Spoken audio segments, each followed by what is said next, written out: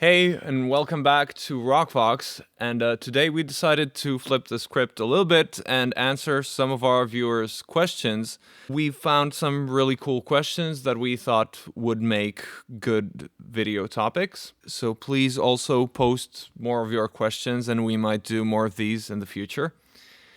And also, we're going to talk a little bit about our upcoming workshop today. So let's start with the first question. The first comment here.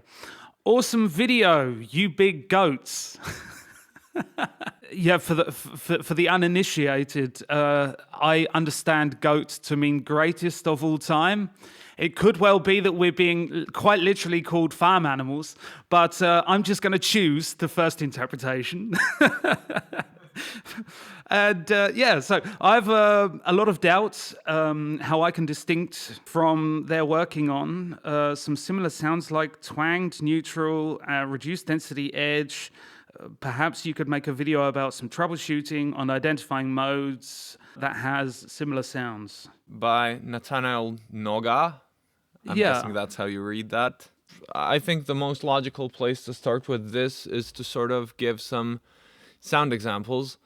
So twanged neutral can, especially in the high part, indeed sound quite similar to reduced density edge. The reduced density edge is going to have a little bit more oomph, a little bit more body to it. So let's say if we take a C5, the most important note, and if I do a twanged neutral on it, so it has a similar character to edge, but it's also sort of thinner. Whereas if I do a reduced density edge on it, it's gonna have a little more oomph to it. And just to differentiate, I'm gonna do a fuller edge as well. So that would be more like reduced, then and twanged neutral. I also get this quite a lot in my teaching where people mistake a fuller neutral as well for, even in the lower range, for a fuller neutral for an overdrive. So an example would be, hey, hey. So the important difference with these two sound examples is the first was soft,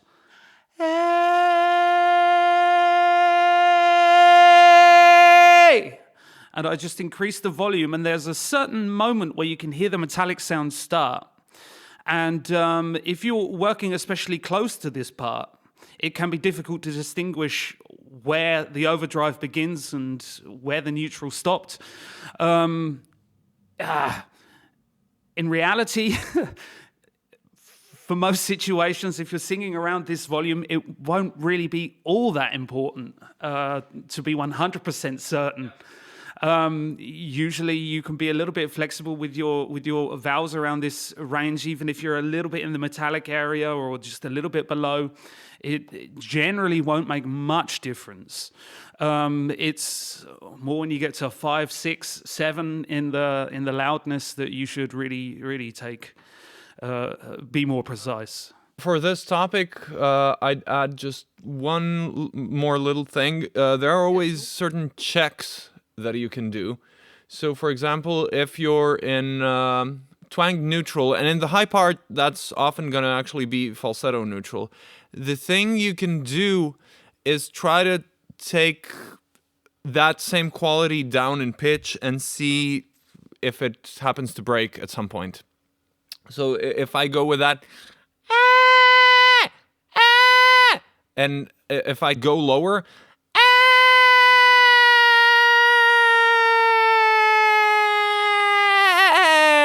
you get this break into the fuller voice. Whereas if I start with something a bit thicker and go down, it won't have that break. So if I start with an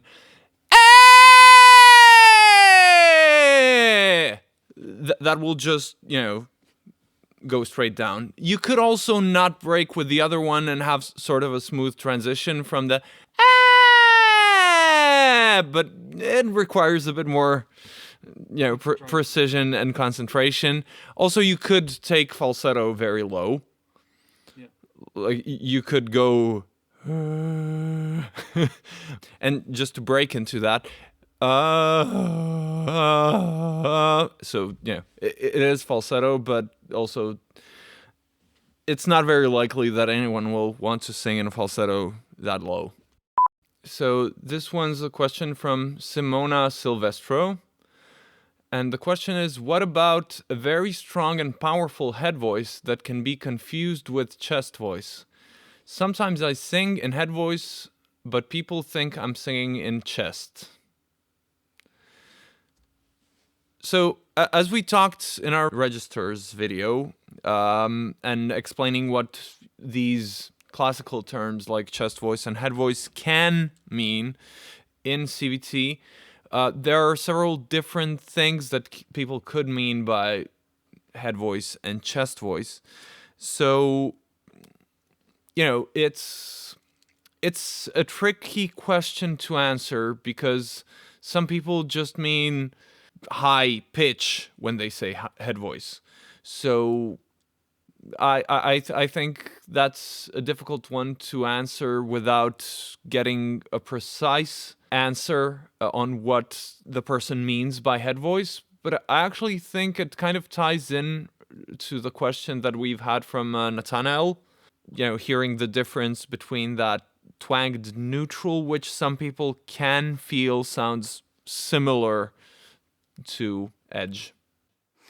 And there's also the all-important question here. Do you like the sound that you're making when you sing that part? Does it feel fine? Are you happy with it? Then if yes, then it doesn't really matter then what people are hearing. If you're singing in your head voice and people are saying, wow, that's such a powerful chest-like sound, how did you do that? You just say, practice, thank you, and just move on. This is for me one of those situations where it's like, well, that's really nice. Yeah. So great. You have all of the advantages of singing in a way that maybe costs you less energy. I mean, if you say you're singing in head voice, but people think it's chest, maybe you're using a mixed sound. A reduced metallic, maybe reduced density. That's the thing where we'd have to have a better definition of what head voice is, because to me it also sounds like Simona's definition of head voice and chest voice might be different than the other person she's talking to. So, which ties into our video on registers nicely, where we explain the possible problem with the traditional register names, which is that they're used in different manners and different methodologies, and how CVT aims to reduce the confusion there. Yeah, and I have a funny feeling this is a subject that is going to pop up again in our video today. Of course. So just to underline again just how common these interpretation issues are.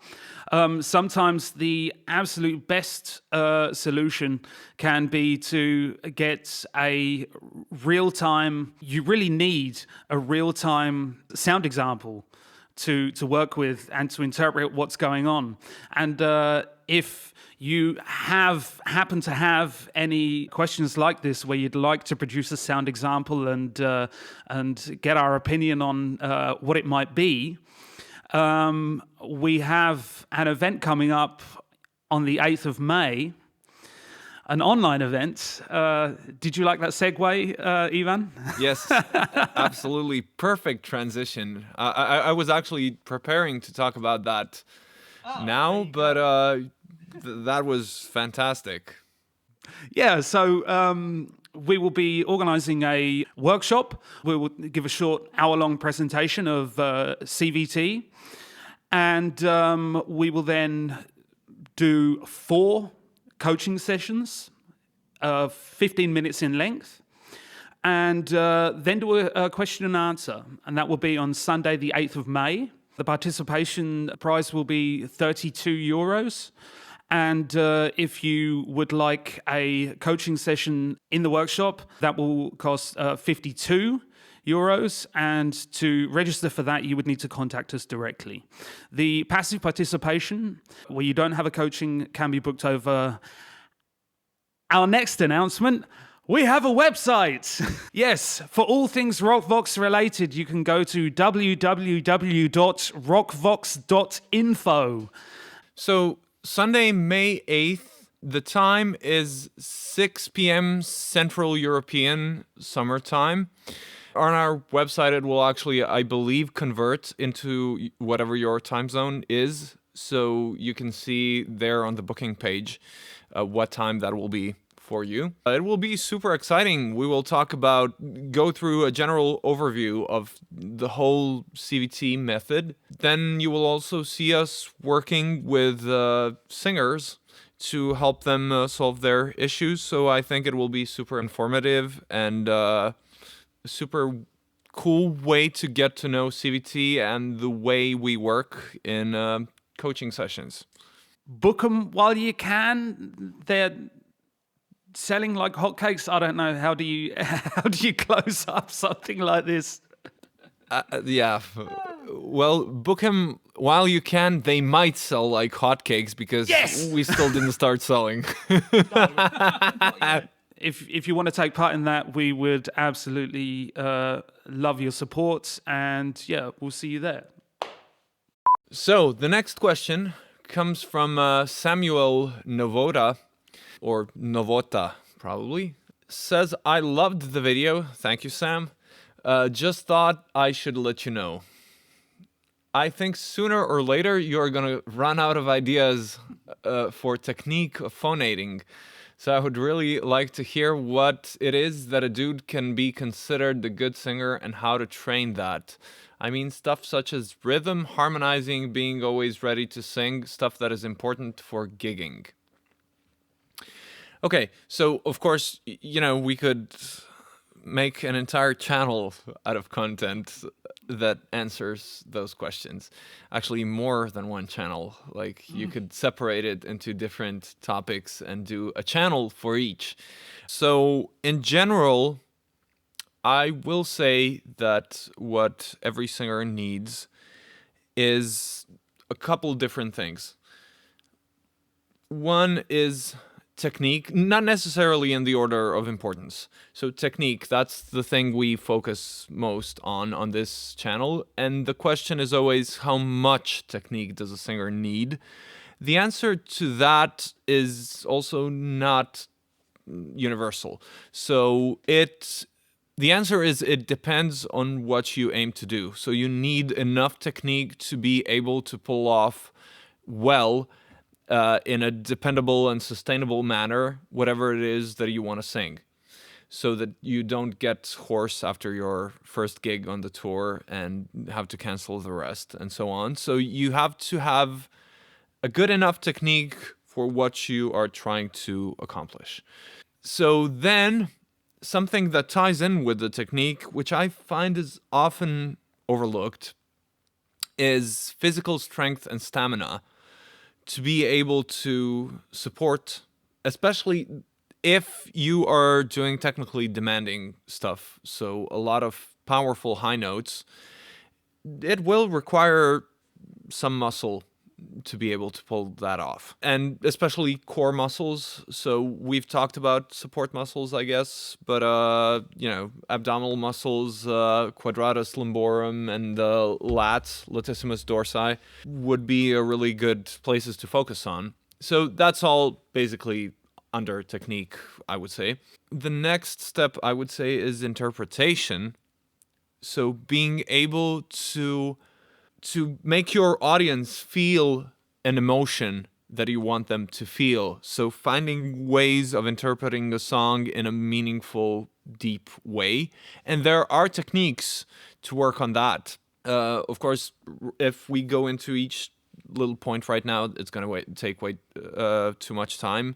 So maybe a future video at some point. We'll see. The next point I would say is showmanship, or you could also call it charisma. You know, even if you're the best singer in the world and you just sort of, stand in the corner and, sing like this, after a certain time, people are not going to find that very interesting.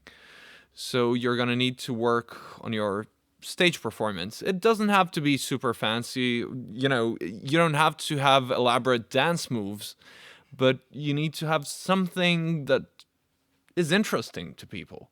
And I would also say experience. So, and this is something that people overlook so often. I've found that singers often have a tendency to want to get their technique at a perfect level before ever hitting the stage. And I don't think that makes sense, because you get to a situation where after many years, you finally got your technique close to the place where you want it to be, and you're an absolute beginner performer. Yeah. So I think it makes sense. Of course, you need a little bit of technical, proficiency to not be terrible on stage. But as soon as you can sound decent, I think it's a good idea to start singing live. I mean, there is one particular part here that says being always ready to sing, stuff that is important for gigging. There was a time in my life when I actually just started singing professionally for the first time in my life. And I said to myself, okay, I'm doing this. This is my job now. I have to take this seriously. I'm going to make sure I warm up for 15 minutes minimum before I go on stage. And this is something that I made a routine out of. I had a few technical issues back in the day, singing for 2 hours at a time. And these technical issues would reliably appear after about 15 or 20 minutes on stage in the concert situation, sometimes a half an hour into the show. And the technical issues would last about 10 minutes and then disappear for the rest of the concert. And it was a strange phenomenon. I won't go too much into exactly what it was. Maybe that's a video for another day, where we both talk about our technical issues throughout the years. But what this taught me, one thing I noticed with time and with experience through continuing on tour, and it is that the warm-up, if I did a concert and didn't have chance to warm up, I never noticed a difference during the concert. It never seemed to make a difference. The same technical issues that I had would appear. The same issues that I had as a singer on stage would appear, whether I'd warmed up or not. And at that point, I thought, well, okay, maybe I don't need this 15 minutes as much as I thought I did. And it was actually looking at the technical issues with regards to breathing, with regards to monitoring. It was actually a big monitoring issue for me back in the day that was causing my vocal fatigue. Once I'd fixed my monitoring issue, this vocal fatigue issue disappeared as well. You can fixate on things sometimes, thinking that there has to be an answer in this routine that I do. It doesn't mean that warming up doesn't make sense. For some people, they really enjoy it and it's an essential part of their routine. For others, not. So as with everything else here, it's quite individual. Technique will always be important. And in my experience, if you keep your technique up to scratch, when you're on tour, you can literally go up on stage and be ready to sing immediately if you need to. In terms of monitoring, I would seriously suggest every singer to get in-ear monitors. Yes, not only just get in-ear monitoring, but also get in-ear monitoring and practice with it. Practice with it, work out, for example, I used mono for the longest time. And sometimes just having a stereo sound and being able to position the instruments in your mix and have your voice in the middle of the sound image can be a revelation. to your ability to control your volume and actually hear the nuances in your voice. One issue I had with in-ear monitoring at the beginning was having everything too loud. Because everything was too loud, my softer notes were not well supported. And this made my voice in the duration of a concert less controlled in the lighter, quieter, lower passages. And so, as with everything else, that's another thing. It helps so much, but then really use it a lot and work out how to set it up, get it right. The way I prefer to set it up, because it's just something for me, nobody else is hearing my in-ear monitor mix, is my vocals are way louder than anything else. It just helps me perform better. I hear myself very well. I'm singing with a very loud band, and I can usually, even with the headphones in, still hear the band pretty well. So I don't need much of them. It's like mostly my vocal in those in-ears and a little bit of the other stuff just to give it a little bit of clarity. Of course, the whole thing shouldn't be too loud. Watch out for your ears. Yeah, but as with everything else, the word you said earlier on, experience, it's just using it, working out what works for you, how you need it set up, and in-ear is godsend for being on stage, but you need to work out how to use it. Yeah, experience is everything. Like, don't wait on getting experience. No. Don't wait until your technique is perfect. Make your technique not terrible and start getting experience. Exactly. You can work on your technique at the same time. Great video, guys. Golden info. Just as always, keep them coming, smiley face. Thank you very much. Edit, one question. Were you guys always, or at least since your early training, able to hit notes like C5 and above in Edge? I, male 23, can't access either overdrive or Edge above an A4. My throat starts feeling as if I need to push no matter what, no matter how much I need to focus, trying to keep the twang plus M1 feeling. And if I relax, I just break into falsetto. Is there something fundamentally wrong about me? Should it be easy for men to sing in Edge above an A4, or is it just some people that can do it? Thanks in advance, great video. Yeah, so there's a lot of information in what you've written here, and that's really helpful to have, because it also sounds like no matter how much I focus on trying to keep the twang plus M1 feeling, this is an indication to me that maybe if this approach isn't working for you, you should try another. So I would first answer the first questions. Was I able to hit notes like C5 and above in Edge always, like, since my early training? The answer is no. Hell no. Like, I started singing when I started playing the guitar, basically. I was, playing some chords and singing along. I was 14, so I was still in puberty. I had a lot of trouble singing above an F4. Like, I could sometimes sing a G4, but it was, very struggled. It took me a lot of time and training and trial and error to get to a point where I can sing high notes reliably. So I think it's absolutely normal for men to find it difficult to sing up there. And it's a matter of training, and it's not just a matter of banging on it. It's about finding the right technique, which can also take time and experimentation and practice. Yeah. And so I had a similar experience personally. I think I've mentioned it in other videos before. I had a classical coaching. I was able, with my classical voice, to reach a G4, A4 fairly Same reliably. for me, actually. Like, I also had some classical training, and It did help me to sing those G4s a bit better, and it got me to a place where I could hit an A4 at a good day, and but a lot of voice cracks still. So yeah, it's same story. Yeah, the thing that I had in that situation, I was able to reach the notes. Reaching the notes wasn't the problem. Singing passages that belong in pop songs or rock songs that were on this note for a long time.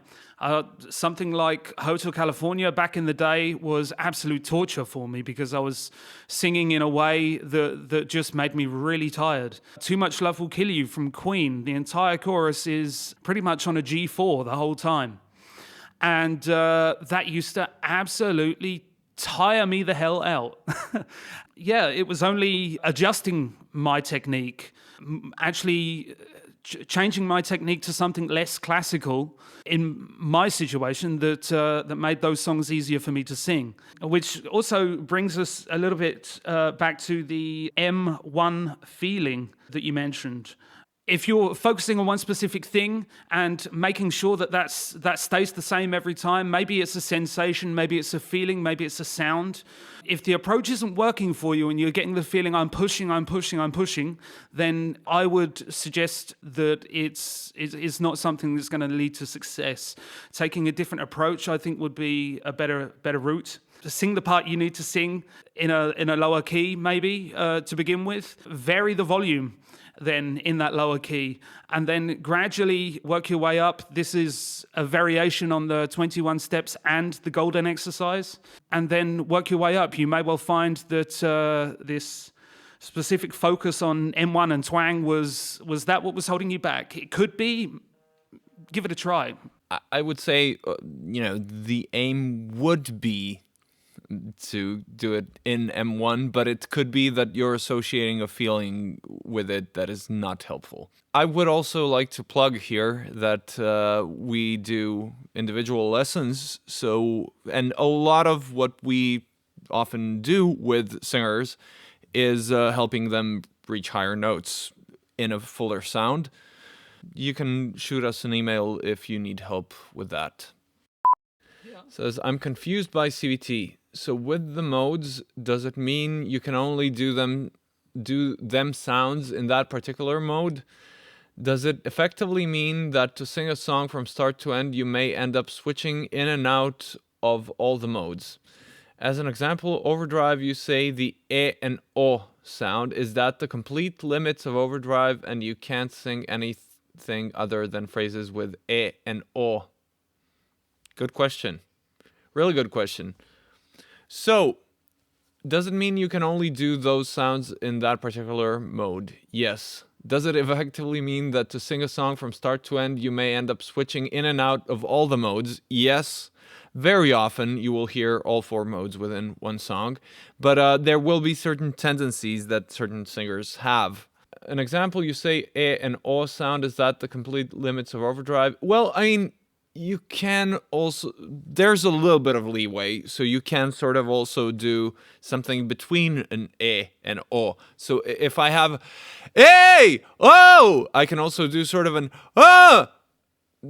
something but it's kind of, yes, in that area. And then there are two choices. Do you want to choose the mode to pronounce the vowels distinctly as they would be spoken, or do you want to go for the character and change the vowels around a little bit? For example, if you listen to Bruce Dickinson's Tears of the Dragon, there's a line, to face the fear, and he doesn't sing to face the fear. He sings to face the fear. He changes the vowels a lot to make it overdrive and to get the powerful sound, because face the fear, fear is more powerful sounding than I can make it on fear. And also another example, Chris Cornell in the Audio Slave song Like a Stone, There's in the chorus a part which the lyric goes room by room, and he sings it room by room. Why? Because if he sang room, he would need to go into curbing, and it would lower, the power of it. It would end up sounding like room by room, which is not as powerful as room by room. So it's a question of choice. Do you want the character of the mode, or is it more important to get the exact pronunciation?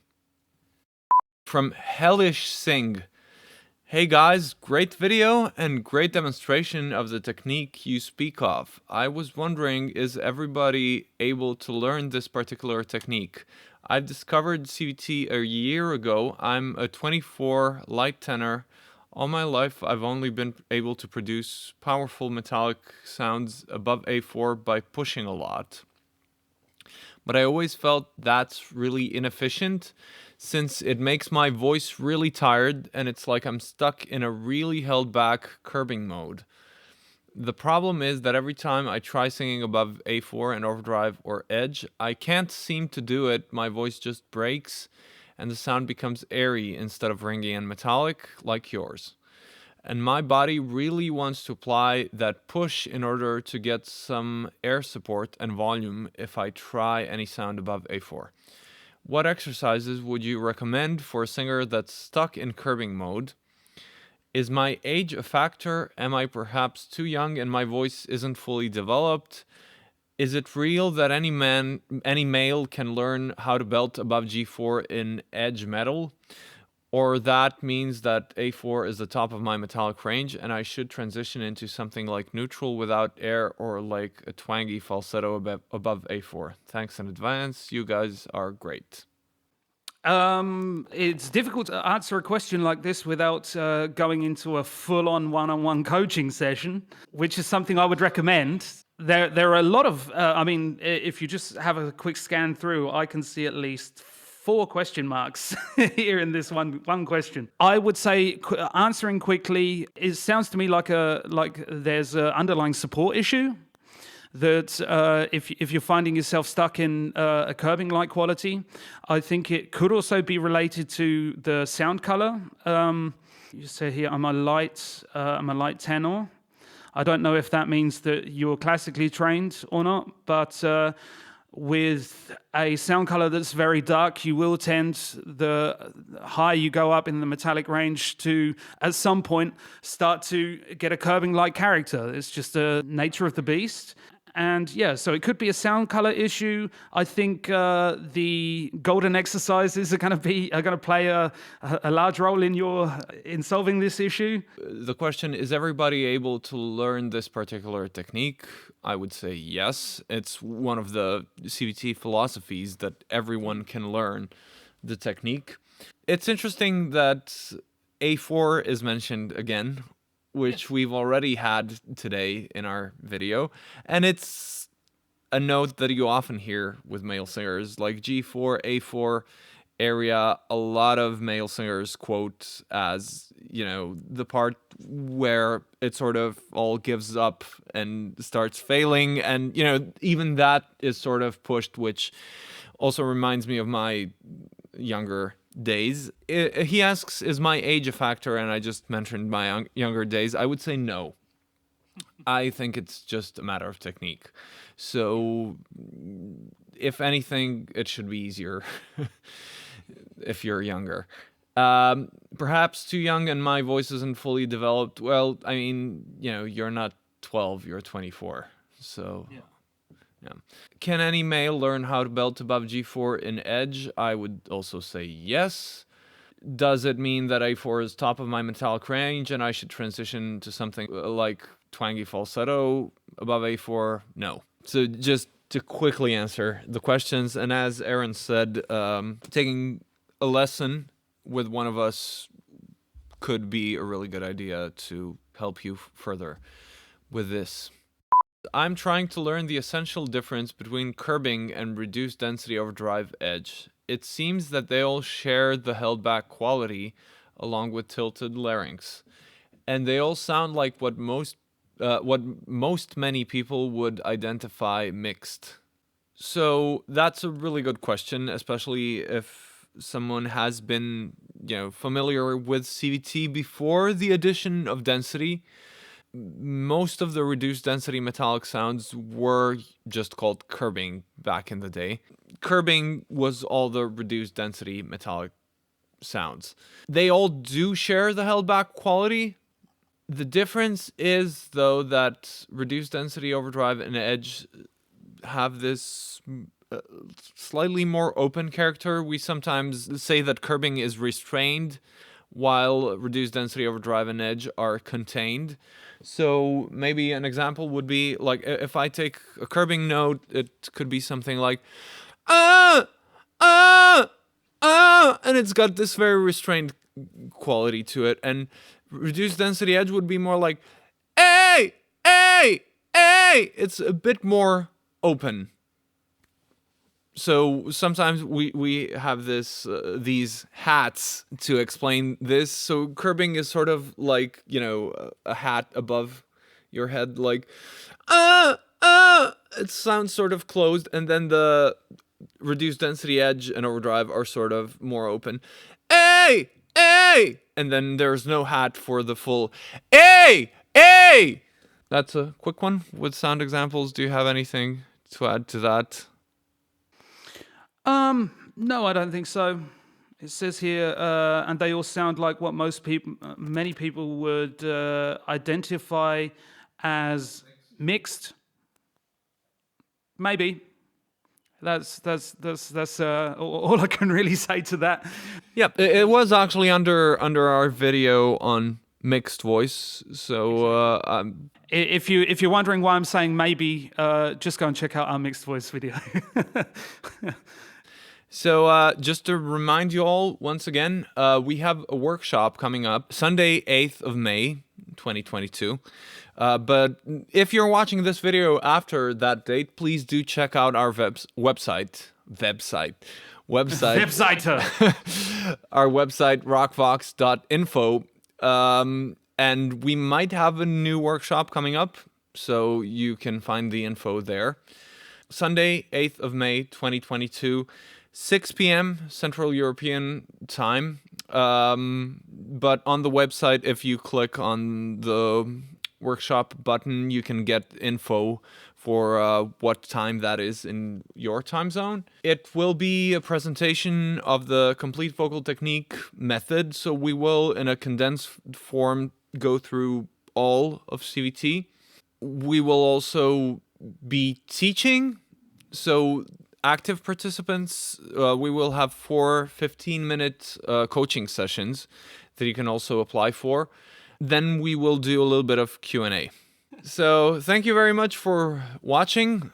Please do subscribe, share the video with your friends, and leave a comment below with your questions, and hopefully we'll do more of these videos in the future with great questions that you send.